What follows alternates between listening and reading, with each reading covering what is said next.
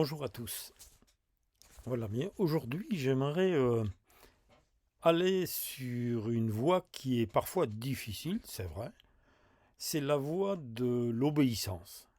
Parce que vous savez, ce n'est pas le tout d'écouter l'évangile, de recevoir Christ dans son cœur, de Jésus, c'est-à-dire qui vient transformer notre vie, qui vient vraiment changer, nous donner une vie nouvelle en nous faisant naître de nouveau.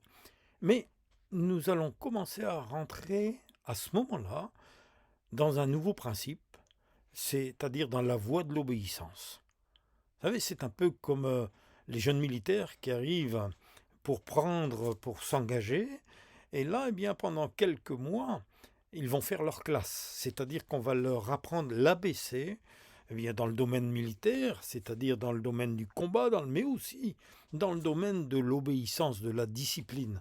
Tout cela pourquoi? Parce qu'ils auront à faire face plus tard à des situations qui seront certainement complexes et il faut que là où ils seront engagés, eh bien, ils puissent faire corps avec ceux qui vont combattre avec eux. Dans la vie chrétienne, c'est pareil.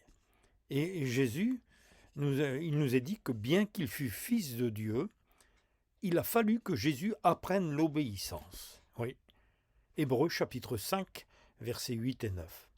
Ainsi, bien qu'étant fils, il a appris l'obéissance, écoutez bien, parce qu'il a souffert, parce qu'il y a là des efforts à faire. Mais parfaitement qualifié par son obéissance, parce qu'il l'a voulu, il est devenu, pour tous ceux qui lui obéissent, c'est-à-dire nous, l'auteur d'un salut éternel. Et c'est vrai que pendant sa vie terrestre, Jésus a présenté avec des grands cris et des larmes des prières et des supplications à celui qui pouvait le sauver de la mort. C'est son Père. Hein, et cela, nous allons le voir à Gethsémane. Et il a été exaucé à cause de sa piété. Et vous savez que la piété, c'est un attachement qui est fait de tendresse, la tendresse vers son Père, mais aussi le respect. Parce qu'il y avait le respect de Dieu aussi. On ne peut pas traiter Dieu comme un copain. Mais c'est ce respect, cette affection et son amour envers son Père qu'il avait envoyé sur terre. Dans Hébreux chapitre 5 verset 7, c'est pour ça qu'il est écrit que le Christ, donc pendant sa vie sur terre, a adressé à Dieu des prières et des supplications avec de grands cris et des larmes. Et cela juste avant qu'il aille jusque la croix, ces terribles heures qu'il va subir jusque la mort. Et il a prié Dieu avant, donc il pouvait le sauver de la mort, mais Dieu l'a écouté parce qu'il lui est resté fidèle. Et Dieu l'a aidé à subir, Dieu l'a aidé à rester, je dirais, à ses côtés. Mais il fallait que Christ se livre totalement. Pourquoi? Parce que c'était son obéissance. Il savait que c'était une obéissance qui était volontaire. Donc, son obéissance volontaire, comme la nôtre, elle doit être due à notre attachement à notre Père céleste, à avoir ce respect envers lui, et aussi, nous allons le voir, à notre soumission totale envers Dieu, envers notre Père. Jésus a exprimé ses sentiments humains sans les cacher. Sans les cacher. Il était homme. Christ est venu en homme, il est né de la Vierge Marie, il a grandi comme un enfant au milieu des hommes, il a passé une adolescence avec son père nourricier, Joseph, il a pris le métier sur place de charpentier, il a travaillé, il a grandi et il fallait qu'il passe par tout cela pour que euh, ses sentiments soient aussi exprimés et que nous connaissions qu'il était vraiment humain. Et il savait, il connaissait tous les détails même de cette souffrance qu'il allait vivre jusqu'à son dernier souffle, parce que tout cela lui avait été révélé. Il le savait. Jésus était le Fils de Dieu. Pourquoi? Pourquoi a-t-il fait cela? Eh bien, c'était dans un but, dans la mission qu'il avait retenue, c'est-à-dire qu'il lui avait été confié. Son objectif, c'était la victoire pour libérer tous ceux qui vivaient dans le pays de l'ombre de la mort. Et il savait que cette victoire ne lui serait acquise qu'au prix de sa vie. Nous allons le voir. Matthieu chapitre 4, verset 16. Pourquoi? Ce peuple était assis dans les ténèbres. Il ne voyait rien. Et il a vu une grande lumière, Jésus-Christ. Et sur ceux qui étaient assis dans la région et l'ombre de la mort, eh bien la lumière s'est levée. Jésus dit dans Jean chapitre 8, verset 12, « Je suis la lumière du monde, et celui qui me suit ne marchera pas dans les ténèbres, mais il aura la lumière de la vie. » Oui, Jésus fait partie des jusqu'au-boutistes, c'est-à-dire il était jusqu'au bout de sa mission, complètement. Pourquoi? Pour sauver, pour libérer tous ceux qui étaient devenus esclaves de ce maître dur et impitoyable qui est Satan. Jésus dit dans Jean chapitre 12, versets 28 à 33, il dira « Père, glorifie ton nom ». Alors une voix du ciel, elle vint, cette voix du ciel, et elle disait « Je l'ai glorifié et je le glorifierai encore ». En l'entendant, même la foule qui se tenait là disait que c'est un coup de tonnerre. D'autres disaient non, c'est un ange qui lui a parlé. Mais Jésus leur répondit « Ce n'est pas pour moi qu'il y a eu cette voix, mais c'est pour vous. » Écoutez bien. Et c'est pour vous aussi. Il faut que vous sachiez que maintenant a eu lieu le jugement de ce monde. Maintenant, le prince de ce monde, qui est Satan, va être jeté dehors. Et il dira, Jésus, et moi, quand j'aurai été élevé de la terre, sur la croix, j'attirerai à moi tous les hommes. Et il signifiait par là de quel genre de mort il allait mourir. Et oui, c'était ça la vérité. Mais nous voyons que juste avant justement ce moment de Gethsémane où il va se courber, il va se jeter par terre, il va plier les genoux devant son Père, eh bien il y avait eu aussi ce repas, Matthieu chapitre 26, versets 26 à 29. C'est juste avant, quelques heures avant. Et pendant le repas, Jésus a pris du pain et après avoir remercié Dieu, il le rompit et le donna à ses disciples. Vous connaissez tout cela par cœur même. Et il leur dit, prenez et mangez ceci, car ceci est mon corps. Et il prit ensuite une coupe de vin, et après avoir remercié Dieu, il la leur donna en disant, buvez-en tous, car ceci est mon sang, le sang qui garantit l'alliance de Dieu, qui est versé pour une multitude de gens, entre parenthèses, dont nous faisons partie, pour le pardon des péchés. Je vous le déclare, dès maintenant, je ne boirai plus de ce vin jusqu'au jour où je le boirai de nouveau avec vous, le vin nouveau dans le royaume de mon Père. Merci Seigneur.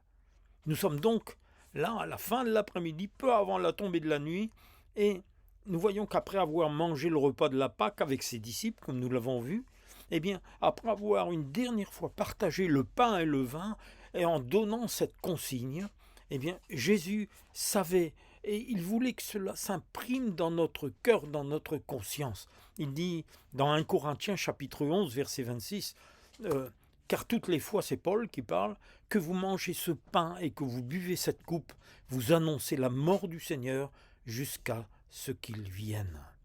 Vous savez, c'est important, le pain, le vin, mettre en pratique la parole de Dieu.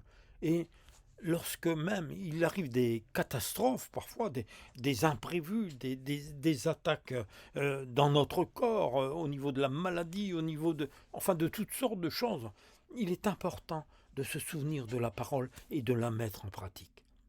Je me souviens de cette fois où nous étions dans une petite ville et juste avant le culte, je me tenais devant Dieu et j'avais reçu mon message dans mon cœur pour le partager avec les frères et sœurs. Et là, le téléphone a sonné.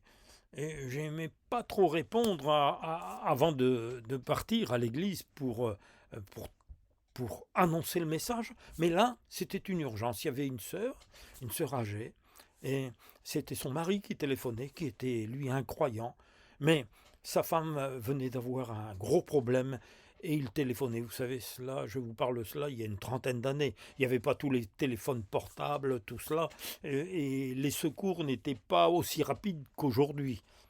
Et cet homme, eh bien, comme un mari attentionné, je dirais, eh bien, son épouse, qui avait à peu près 75 ans, avait eu une attaque.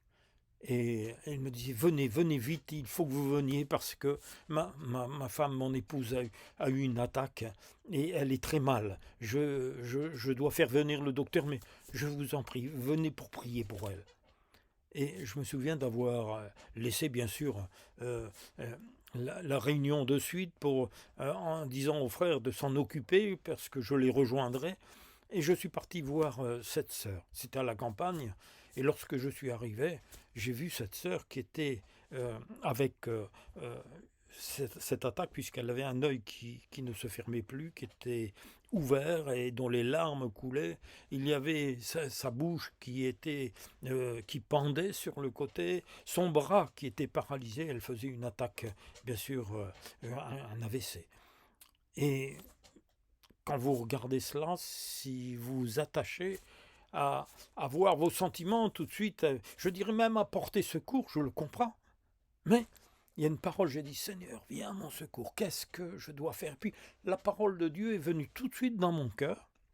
Et il a dit, si quelqu'un est malade, c'était dans les lettres qui ont été écrites, et c'est Jacques qui disait cela. Il dit bien qu'il appelle les anciens de l'Église, c'est-à-dire les frères de l'Église, et là, qu'il lui fasse l'onction d'huile et qu'il prie pour le malade. Et si le malade a commis des péchés, ses péchés lui seront pardonnés. Et la prière de la foi sauvera le malade. Et je me suis souvenu de cela de suite. J'ai demandé à cet homme, j'ai dit, écoutez, nous allons prier, mais est-ce que vous avez de l'huile? Il est allé à la cuisine, il était chercher un peu d'huile. Et là, bien, au nom de Jésus, j'ai oint d'huile cette sœur, j'ai mis un peu d'huile sur son front et j'ai prié le Seigneur selon la parole de Dieu, c'est-à-dire en faisant la prière de la foi, en priant Seigneur pour que si jamais il y avait des péchés, qu'il lui soient pardonnés, et Seigneur qu'il lui redonne la santé. Eh bien, mes amis, dans la minute qui a suivi, son œil est redevenu normal, son bras a commencé à bouger et elle a commencé à reparler. Et quand le médecin est venu, eh bien, il n'a pu que constater qu'il y avait eu guérison. Chers amis, c'est cela, vivre la parole de Dieu, et Christ a été jusqu'au bout, il a jusqu'à boire la coupe, nous allons le voir, pour prendre tout, même nos maladies, même les plus difficiles, que l'homme, que l'être humain ne peut traiter. Vous savez, même ces maladies orphelines, quelles qu'elles soient, Dieu est tout puissant. Et nous avons besoin de plonger nos regards dans la parole de Dieu. Pourquoi ? Parce que tout est surprenant et il faut que cette parole s'imprègne dans nos cœurs, que nous savons que rien n'a été dit au hasard. Le psaume, chapitre 22, est particulièrement surprenant. Il décrit plusieurs éléments distincts de la crucifixion de Jésus. Et vous savez quand est-ce qu'il a été écrit? Presque 1000 ans auparavant. Et voici quelques paroles prophétisées et qui se sont accomplies. Donc ce n'était pas une fabulation, c'était quelque chose qui avait été dit, qui a été écrit. C'était au temps du peuple d'Israël. Il est dit que le Messie aura les mains et les pieds percés. Jésus avait devant ses yeux la coupe de souffrance, comme je vous disais, à Gethsémanès, des souffrances physiques insupportables, même au commun des mortels. N'oublions pas, c'était une condamnation, c'était une crucifixion. Et le psaume 22, chapitre 22, versets 17 à 19, nous dit, nous montre un petit peu l'ambiance. Il dit, car des chiens m'environnent, une bande de scélérats rôde autour de moi. Ils ont percé mes mains et mes pieds. Je pourrais compter tous mes os. Eux, ils observent et ils me regardent. Ils se partagent mes vêtements et ils tirent même au sort ma tunique. Et Jésus, lorsqu'il s'est agenouillé à Gethsémanès, il a vu tout cela, c'était tout ce qui était dans la coupe qu'il devait boire. Et Jésus, il savait que c'était la colère de Dieu, de la réalisation de la prophétie. Isaïe chapitre 53, verset 3.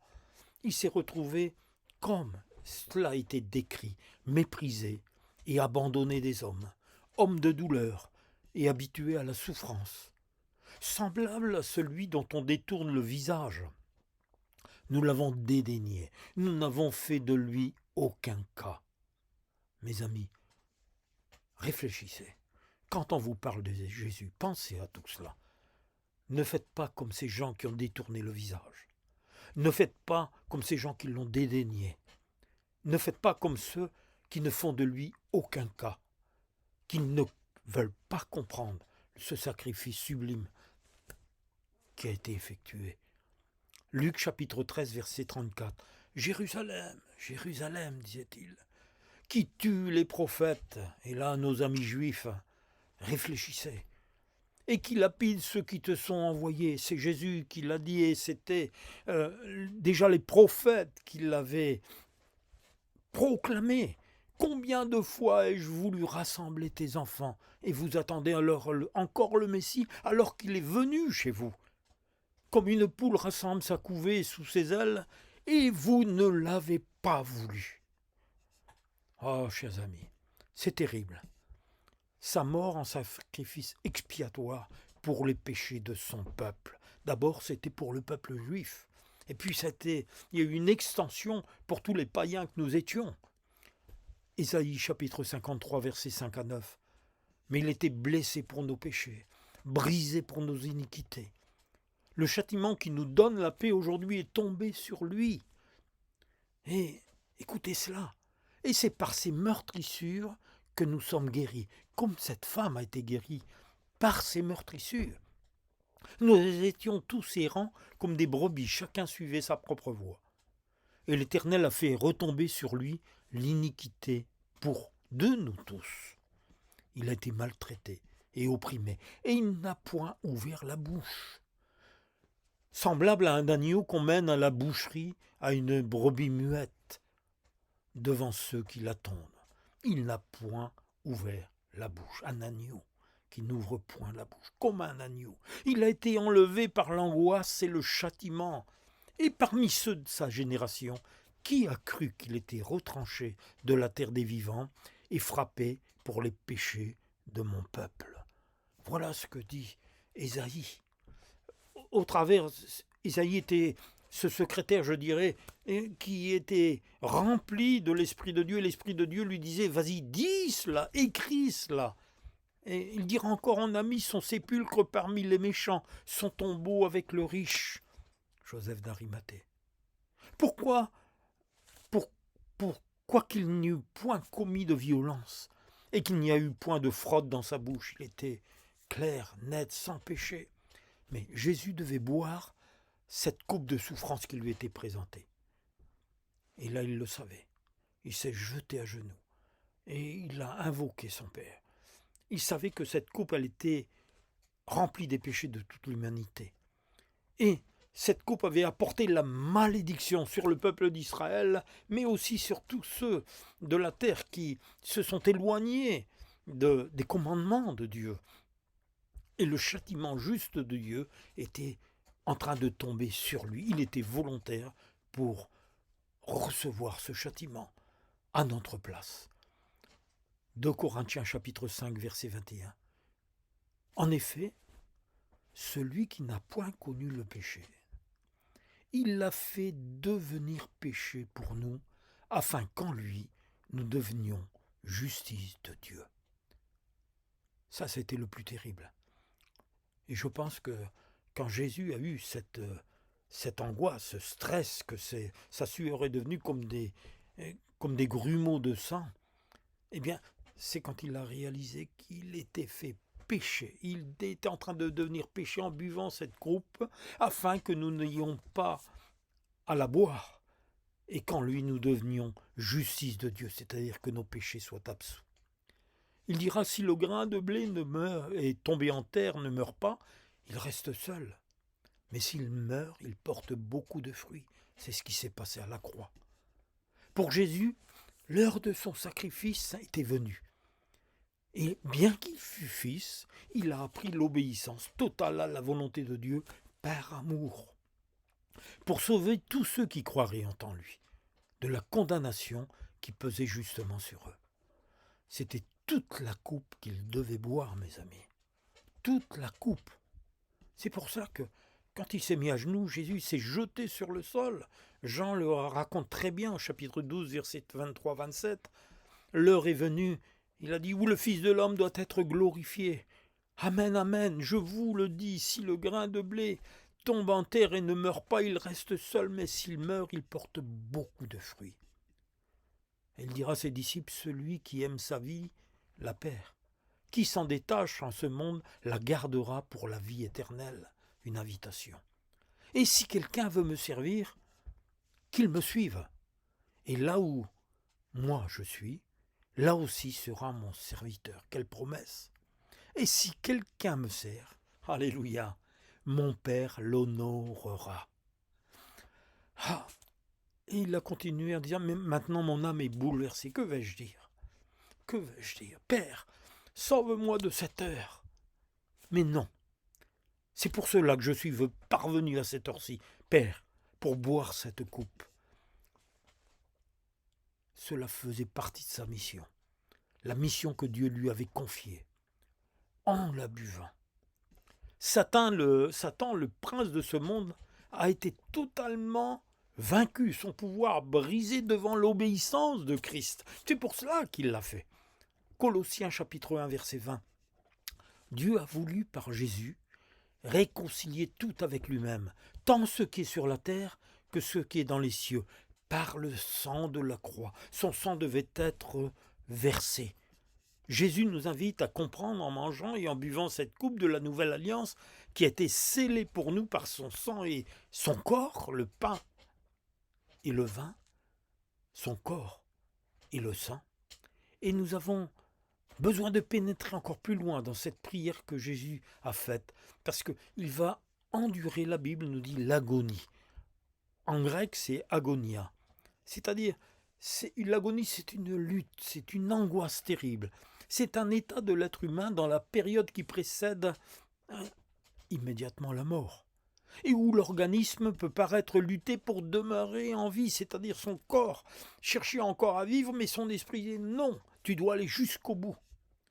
Ou à Gethsémani. Là encore, les mots sont importants. Gethsémani, c'est le pressoir à huile.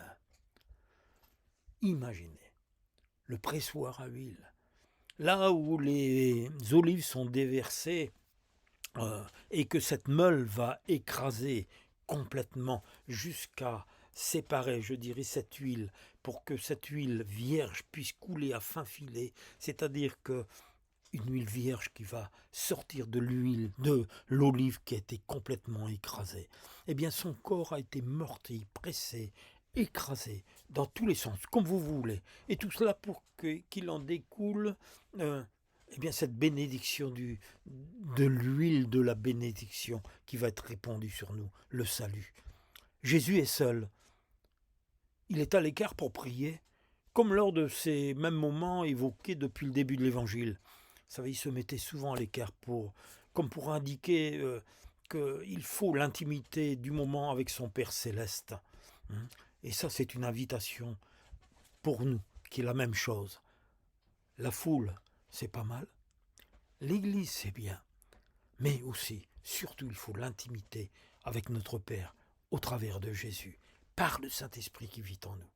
Ses genoux ont plié et ont marqué de leur empreinte cette terre. Il va implorer son Père tout en se soumettant à sa volonté. L'épreuve est très dure et physique, parce qu'avec le stress qu'elle engendre, c'est une situation de décision où il fait agir sa volonté à l'extrême. Et l'exemple parfait de la fidélité à son Père, il va dire « Non pas ma volonté, mais la tienne ». C'est-à-dire son engagement va être total. Tout cela pour, encore une fois, pour que la lumière se lève sur tous ceux qui croiront en lui, pour que la guérison soit donnée à tous ceux qui vont le prier, qui vont l'invoquer, pour que le péché de tous les hommes, de toutes les femmes, de l'humanité, eh bien, soit accordé à tous ceux qui vont regarder à la croix et qui vont le lui demander. Il exprime son désarroi et cependant sa décision de se plier à la volonté de son Père est là. Pourtant cette coupe est nauséabonde, elle est remplie d'injustice, de péché, de perversité, de lâcheté, de désobéissance, de méchanceté, d'orgueil, de blasphème contre Dieu, de toutes sortes d'impuretés, elle est là devant lui. Mais Jésus, il sait qu'il doit la boire. C'est sa dernière ligne droite qui va le conduire au travers de ces terribles souffrances de sa mort sur la croix. Les gouttes de sueur perlent de son front et deviennent des grumeaux de sang. L'anxiété et le stress l'ont envahi, mais il tient bon. Il sait qu'il est descendu du ciel pour cela, pour accomplir cette mission. Jésus dit dans Jean chapitre 6, verset 38, « Car je suis descendu du ciel pour faire non ma volonté, mais la volonté de celui qui m'a envoyé. » Faire la volonté de son Père, en devenant le seul et unique sauveur pour tous ceux qui croiront en lui. Jésus ne se rebelle pas. Jésus sait et accepte ce châtiment volontairement. Lui, le juste, pour les injustes que nous étions et que nous sommes. Ésaïe chapitre 50, versets 5 et 6 nous dira « Le Seigneur m'a ouvert l'oreille, et moi, je ne me suis pas rebellé, je ne me suis pas retiré en arrière. J'ai livré mon dos à ceux qui me frappaient et mes joues à ceux qui m'arrachaient la barbe. » Il est conscient qu'il va donner sa vie pour tous ceux qui croiront en lui et l'accepteront comme leur berger. Il a dit de sa propre bouche dans Jean chapitre 10, versets 15 à 18, « Je donne ma vie pour mes brebis. » Et j'en ai encore d'autres qui ne sont même pas de cette bergerie. Celles-là, il faut que je les amène. Elles entendront ma voix et il y aura un seul troupeau, un seul berger. Le Père m'aime parce que je donne ma vie afin de la reprendre. Personne ne me l'ôte. Écoutez bien, personne ne me l'ôte, mais je la donne de moi-même. Et j'ai le pouvoir de la donner comme j'ai le pouvoir de la reprendre. Tel est l'ordre que j'ai reçu de mon Père. C'est magnifique. Ne voudriez-vous pas, vous qui n'êtes pas encore avec cette paix, avec cette source de salut dans votre cœur, être cette personne nouvelle que le Saint-Esprit veut faire en vous, c'est-à-dire à tous ceux qui l'ont reçu et qui ont cru en son nom, en sa parole. Il a donné le pouvoir de devenir des enfants de Dieu. C'est magnifique. Jésus est le héros de Dieu. Il est le Fils unique de Dieu, qui se livre lui-même pour moi, comme pour vous. Galates chapitre 2, verset 20. Le Fils de Dieu m'a aimé et s'est livré lui-même pour moi. Oui, Jésus a bien voulu se livrer pour moi. Jésus connaissait parfaitement l'horreur de ces souffrances qui l'attendaient. Il connaissait notre misère et notre indignité. On ne méritait rien. Mais il savait le prix à payer pour nous délivrer de ces puissances de ténèbres et puis de notre péché. Au pressoir à huile, Gethsémane, le Père a présenté à son Fils une coupe à boire. Psaume chapitre 75, verset 9. Car il y a dans la main de l'Éternel une coupe où fermente un vin plein de mélange, et il en verse. C'est la coupe où tous les méchants de la terre boivent jusque la lie. La coupe tendue à Jésus est remplie de toutes les souffrances que Jésus devait endurer pour payer le prix des péchés de son peuple. Jésus devait aller jusqu'au bout pour porter ses souffrances jusque sur la croix.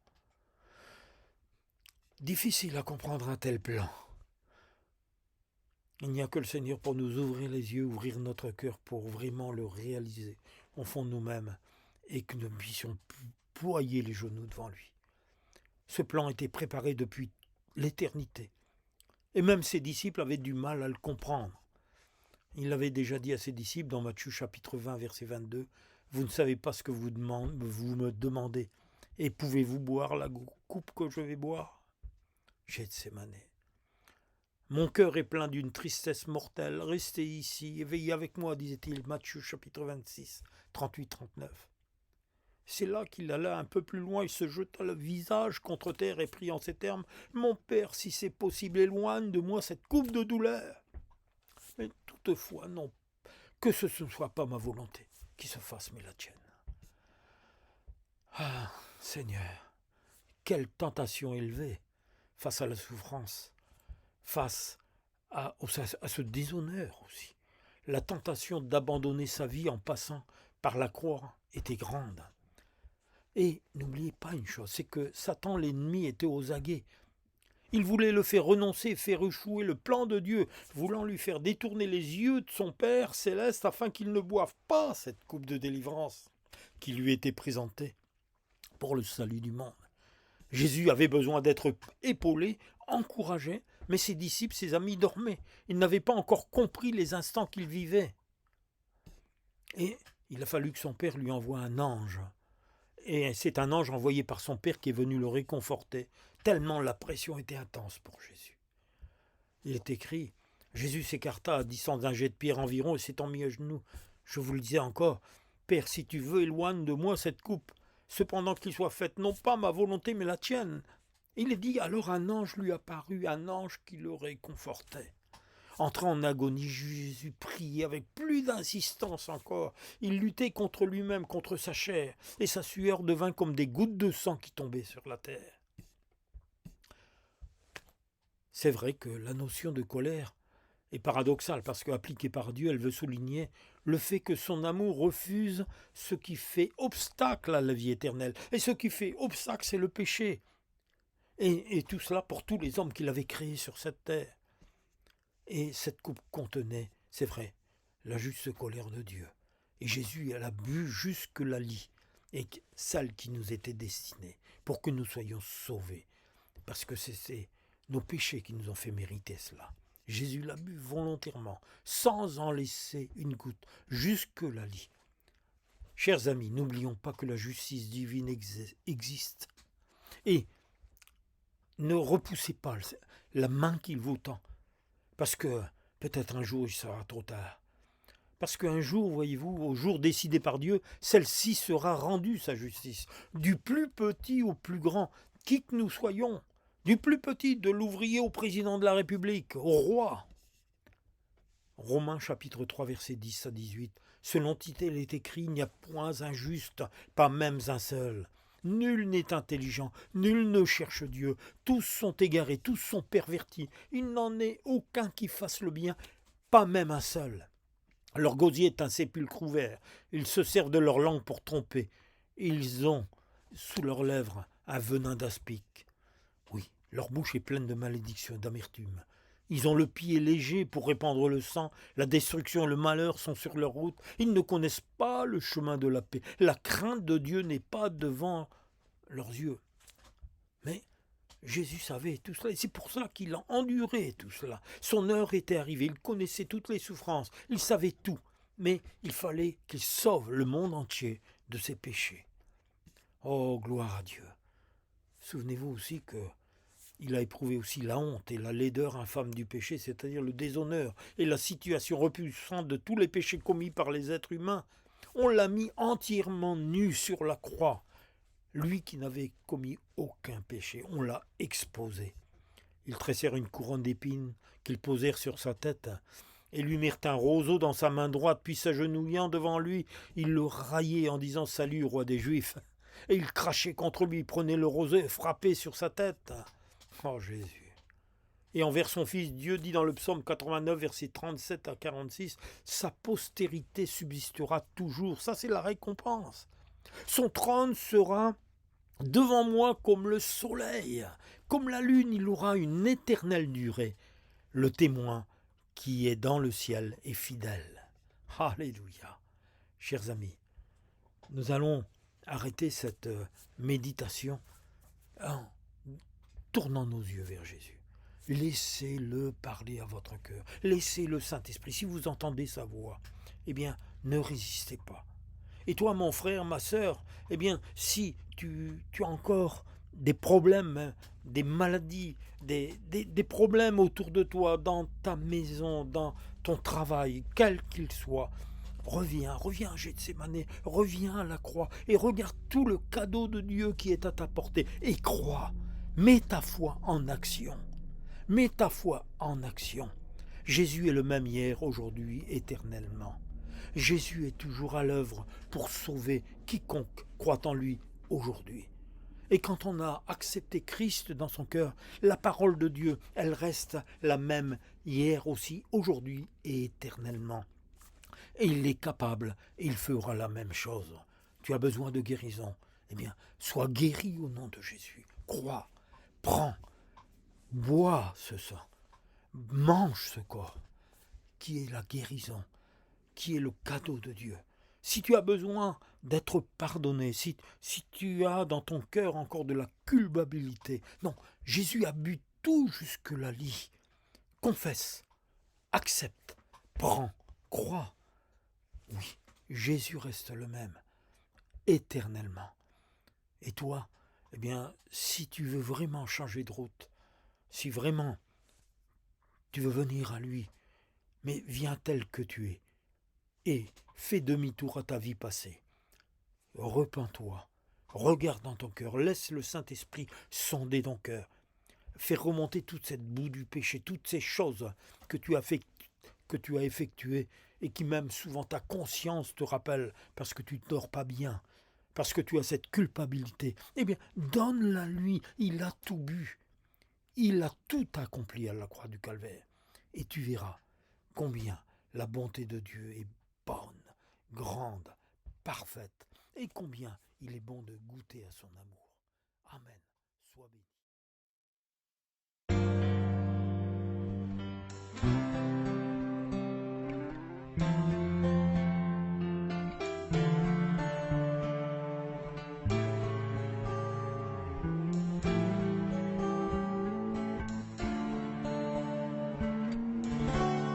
Là-bas dans la vallée, cheminant sous un ciel d'azur, un étranger de Galilée, au doux regard tranquille et sûr. À ses pieds un être l'implore, l'ardente fièvre le dévore. Seigneur, ne t'en va pas encore. Jésus dit, je ne me sois plus. Il fait briller les étoiles. Il est le maître du temps. Il veut révéler son voile. Que le Seigneur vous aime tant.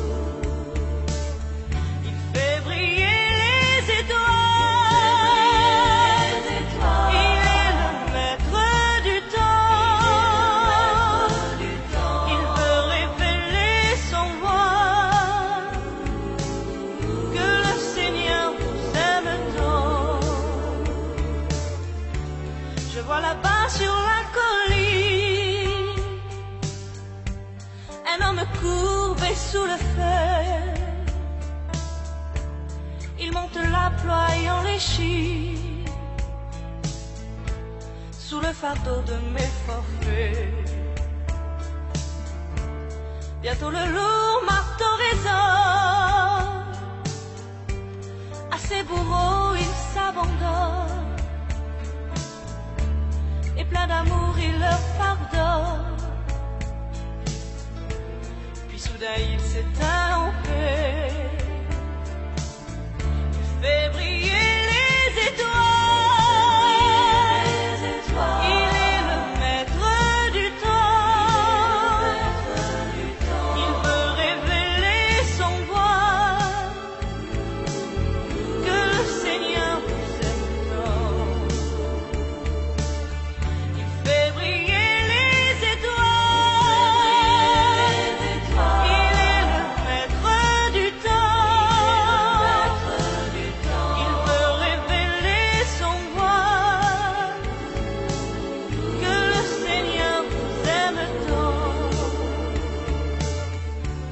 Ami, vois-tu l'amour immense de celui qui mourut en croix? Il apporte la délivrance, ce Galiléen, roi des rois. Oh, pendant que ton sauveur passe, accepte dans ton cœur sa grâce. Laisse le péché qui t'enlace. N'hésite plus, oh viens et crois.